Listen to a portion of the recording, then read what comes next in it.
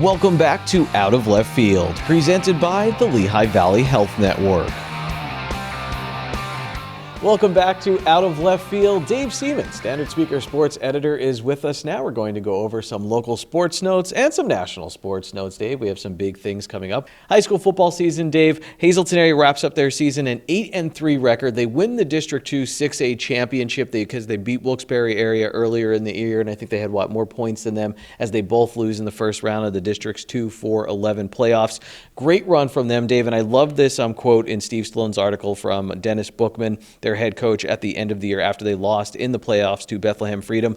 The guy working the change with time winding down, he came over and said to me, "I've never seen kids play so hard for a head coach before. The way your kids battle and play, they would run through a brick wall for you. I've never seen kids play so hard for someone." And Dave, Dennis Bookman said that means a lot. We've said that several different ways as whenever we're talking about the Hazleton Area Cougars, but other people are noticing, and a great group of seniors graduating for the Hazleton Area Cougars. And it just showed you how together they were, too. I mean, the elephant in the room, they lost their quarterback, Tyler Wolf, in the last game of the season. Everybody knows how much Tyler meant to the Cougar program this year and to their success each of the past two seasons. And to lose him in the last regular season game, it's easy for a group to just fall over and, give up going into that last playoff game. Well, woe was us. But they went into Bethlehem Freedom, and they moved the ball quite successfully between the 20s for the early part of that game. Then Bethlehem Freedom hits a couple big plays at the end of the half, and then you could see the wind come out of the sails a little bit. But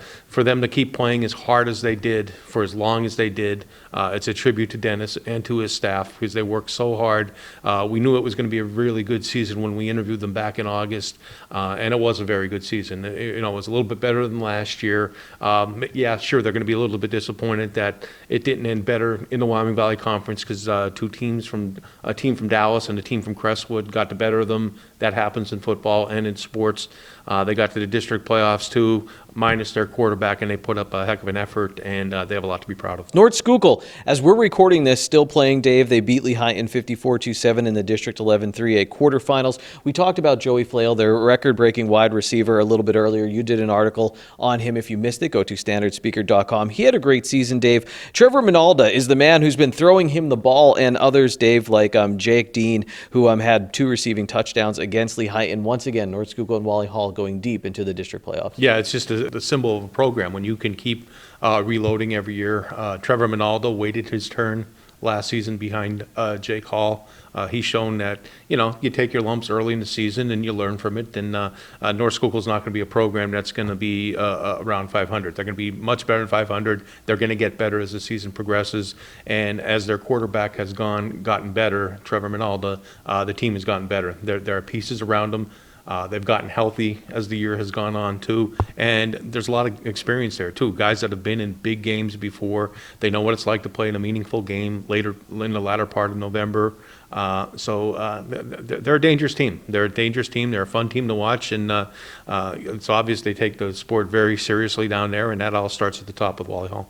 Dave, you were there as the Marian girls volleyball team won their second straight District 11 Single A championship against Nativity, their big rival. They lost to them 2 times, once during the regular season, once in the Schuylkill League playoffs, Dave, and they come out and they just sweep by them in the championship. You were there for, what did you see in that match? Well, I just saw a team that was determined not to lose a third time to Nativity this year.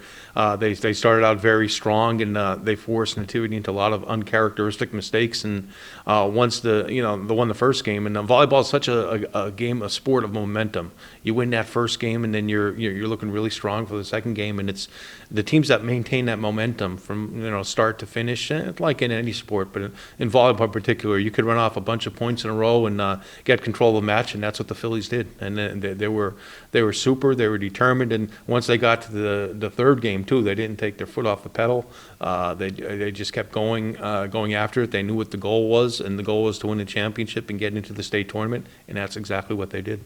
Yeah, Dave, Megan Paisley had 4 aces, 6 kills, and 9 digs in that game. It was their 3rd straight District 11 championship. Go ahead, sir. I have to jump in about Megan. Megan's my niece, so Oh, that is your niece. I remember saying I didn't get a name drop. I have to give Megan a shout out. Megan played very, very well. She's developed so much as a leader of the team. She puts a lot of time and effort into the sport, and she's been there. She has a lot of experience, and she was one of the leaders of the team. She's not the only player on that team. There are a lot of other outstanding players on that team, and but Megan took on a leadership role this year as a senior, and I'm very proud of her. And talk about leadership, Dave, to do that after you lose to a team twice, and to come back and get that victory. Another player on the team, Dave, Fatika Tiktova, I interviewed her, I think, for basketball a while back. Seems like she's been at Marian forever. A great athlete. Actually, I think it was for track. I think I talked to her about track and field, but she had a bunch of big blocks in that championship as well. So I opened up the newspaper, Dave. I was reading my Joe Maddon book, and a nice little companion piece. I saw you had a nice little interview,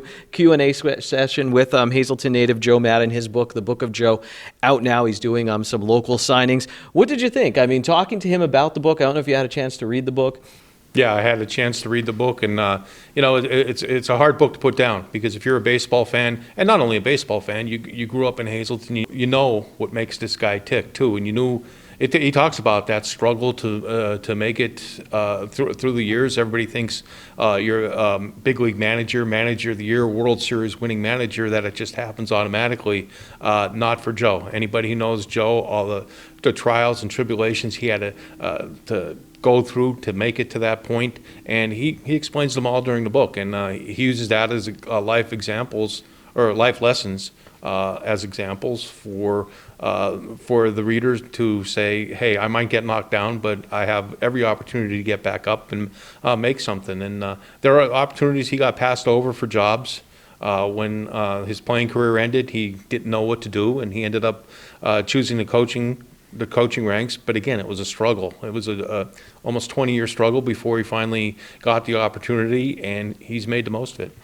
As I read the book, Dave, the one thing I kept thinking about was just how human it was in a world of analytics and numbers, not just in baseball, but everywhere. There's a lot of human stories, a lot of stories about connecting and how important that is when you're managing baseball and also in life. But the one thing that really sticks out to me was he was talking about Mike Trout and how he's from this small town in New Jersey, or a town in New Jersey, and how that really defines him. And he said, hey, Mike Trout reminds me of a guy who could be from Alter Street, and he could be going to a bellhops and having a steak and cheese. And I really got a kick out of that. There's a lot of great Hazleton stories in there and a lot of great baseball stories in there. Standard Speaker gets a shout out in the book as well. Joe mentions, what he does every day in his daily routine, and he says, I read the Hazleton Standard Speaker. So you can check out Dave's interview with Joe Maddon. That's at standardspeaker.com. And again, we are going to have a big special out of left field about the Book of Joe with Joe Maddon soon here on SSP TV. You can read all of Dave's work in the Standard Speaker and at standardspeaker.com. Dave, we always appreciate your time. Thank you so much. And make sure you check out our podcast and web series as well. It's called Good Sports. It's available on both SSPTV.com and StandardSpeaker.com.